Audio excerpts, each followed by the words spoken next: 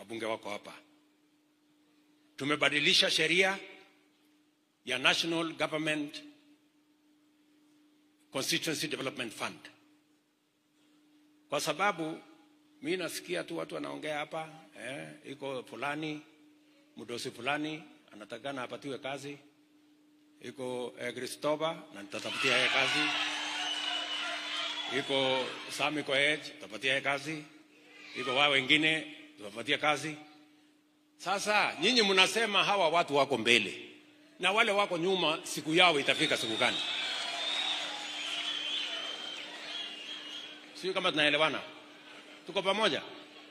Ni mzuri kupanga ya hawa, lakini ni mzuri zaidi kupanga ya wale. Ama wale mko nyuma, kila mtu uko nyuma mko na kazi. Kolia singe mua egeleni ongejengi boizoni kimitai komolen ngolin angaje ngotom giwate. Sio kama tunaelewana?